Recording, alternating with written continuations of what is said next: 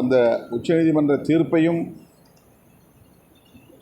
மாநில அரசின் கட்டுப்பாட்டில் உள்ள காவல்துறையினர் நடைமுறைப்படுத்துவதில்லை என்பது வேதனை அளிக்கிறது. இந்த சூழலில் இந்த சட்டம் இயற்றுவதற்கு மாநில அரசுகளுக்கும் பொறுப்பு இருக்கிறது, அதிகாரம் இருக்கிறது. எனவே தமிழ்நாடு அரசு ஆணவ கொலைகள் தடுப்புச் சட்டம் இயற்ற வேண்டும் என்று வலியுறுத்தி வருகிற ஆகஸ்ட் 9ஆம் தேதி மற்றும் ஆகஸ்ட் 11ஆம் தேதி ஆகிய இரு நாட்களில் தமிழ்நாடு தழுவிய அளவில் ஆர்ப்பாட்டங்களை நடத்த இருக்கிறோம். தமிழ்நாடு முதல்வர்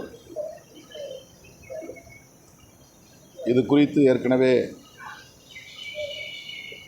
தேர்தல் வாக்குறுதியில் சட்டம் இயற்றுவதற்குரிய முயற்சிகள் மேற்கொள்ளப்படும் என்று குறிப்பிட்டிருக்கிறார். ஆகவே தமிழ்நாடு அரசு பிற மாநில அரசுகளுக்கு முன்மாதிரியாக இருந்து வழிகாட்டக்கூடிய வகையில்